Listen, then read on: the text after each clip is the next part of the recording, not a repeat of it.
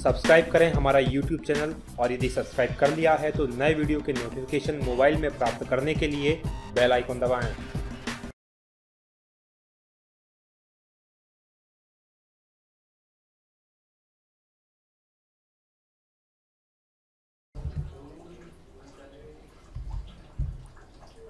साथियों नमस्कार, बहुत स्वागत है आपका D&K एकेडमी में। मैं हूं भगवत दांगी, फाउंडर D&K एकेडमी। बात करेंगे भारतीय राज्य व्यवस्था के पार्ट 20 यानी 20वां वीडियो है। यदि इससे पहले के वीडियो आपने नहीं देखे हैं तो आप उन वीडियोस को जरूर देखें। आज के भाग में बात करेंगे फंडामेंटल ड्यूटीज़ यानी कि मूल कर्तव्यों की, जो कि संविधान के अनुच्छेद 51 का में वर्णित किए गए हैं। चलिए शुरू करते हैं। बात करेंगे मूल कर्तव्यों के बारे में बेसिक्स जानकारी की। तो जो नागरिकों के मूल कर्तव्य हैं, इनको 1976 में सरकार के द्वारा एक समिति गठित की गई थी, जिस समिति का नाम था स्वर्ण सिंह समिति। और इस स्वर्ण सिंह समिति की सिफारिश पर 42वें संविधान संशोधन द्वारा संविधान में जोड़े गए थे। यानी कि ये जो मूल कर्तव्य हैं, ये हमारे मूल संविधान जो 1949 में बना था, 1950 में लागू हुआ था, उसमें इनको शामिल नहीं किया गया था।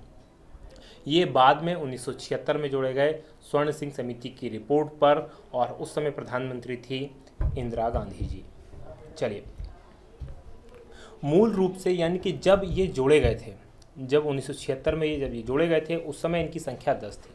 लेकिन वर्तमान में 2002 के अंदर एक और मूल कर्तव्य को इसमें जोड़ा गया 86वें संविधान संशोधन द्वारा, जिसमें क्या किया गया कि प्रत्येक माता पिता या अभिभावक को यह सुनिश्चित करने का कर्तव्य सौंपा गया है कि उनके 6 से 14 वर्ष तक के जो बच्चे हैं वो उन्हें शिक्षा का अवसर अवश्य रूप से प्राप्त हो सके। यानी उनको उनका कर्तव्य होगा कि वो अपने बच्चों को स्कूल पहुंचाएं, उनको शिक्षा उपलब्ध कराएं।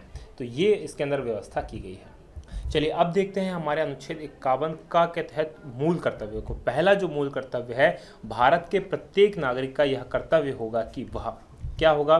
नंबर 1, संविधान का पालन करे और उसके आदर्शों, संस्थाओं, राष्ट्रध्वज और राष्ट्रगान का आदर करे।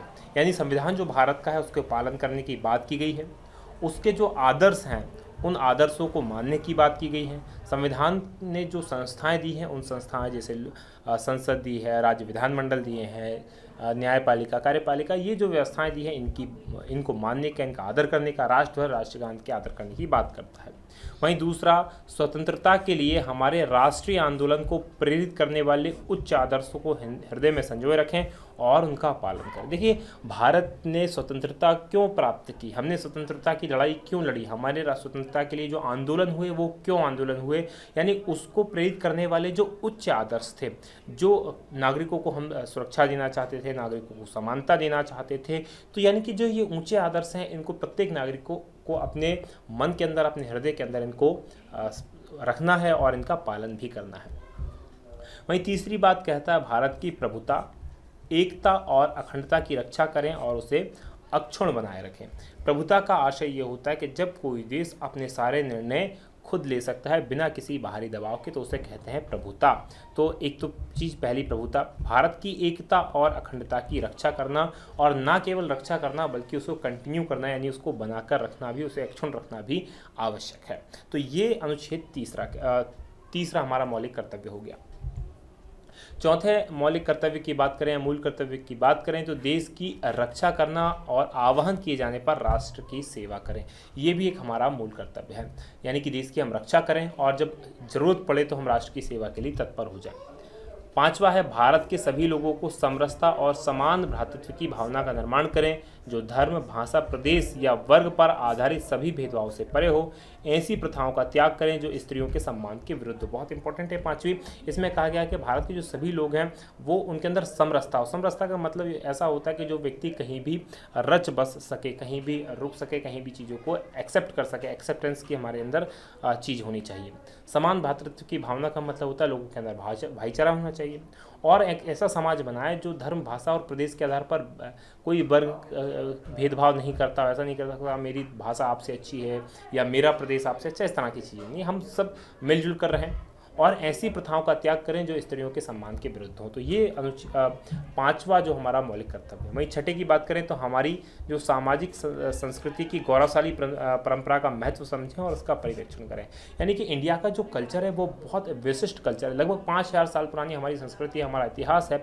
तो उसकी जो संस्कृति, हमारी गौरवशाली संस्कृति की जो परंपरा रही है, उसका हमें महत्व समझना चाहिए और उसको बनाकर रखना चाहिए। सातवां जो है वो बात करता है प्राकृतिक पर्यावरण की, जिसके अंतर्गत वन, झील, नदी, वन्य जीव हैं, उनकी रक्षा करें, उनका संवर्धन करें और प्राणी मात्र के लिए दया भाव रखें। ये बात करता है हमारा सातवां।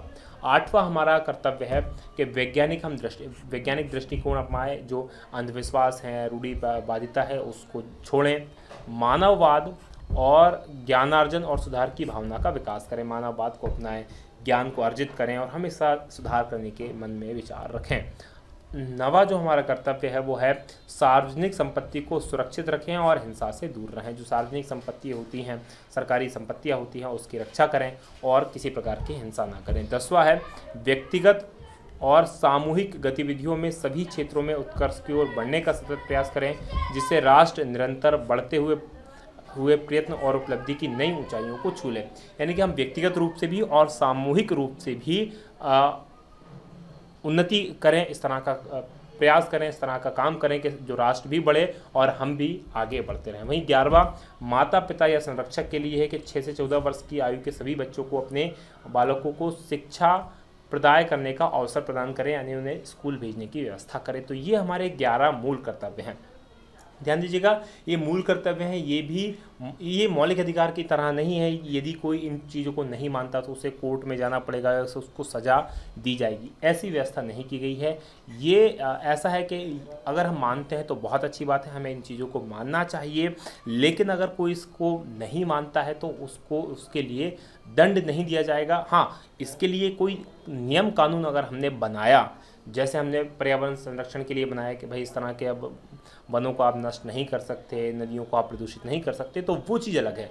हम केवल इस आधार पर कि क्यों हमारे मूल अधिकार के अंदर ये बात की गई है और आप इसको नहीं मान रहे हो इसलिए आपको दंड देंगे, तो ये व्यवस्था नहीं की गई है। बाकी दूसरी कोई कानून बना है अगर उस चीज़ के लिए, तो उस चीज़ के लिए दंड की व्यवस्था की गई है। तो ये समझना हमें इम्पोर्टेंट था। तो आज का ये जो हमारा वीडियो है ये यहीं समाप्त होता है। आशा है ये आपको वीडियो पसंद आया होगा। यदि ये वीडियो आपको पसंद आया है तो आप लाइक करें, अपने दोस्तों के साथ शेयर करना बिल्कुल ना भूलें और कमेंट करके हमें ज़रूर बताएं कि आपको ये हमारा वीडियो कैसा लगा। आज की बात हम यहीं समाप्त करेंगे। आप देख रहे थे D&K अकेडमी, जो है नंबर 1 GK चैनल। बहुत बहुत धन्यवाद। जय हिंद, जय भारत।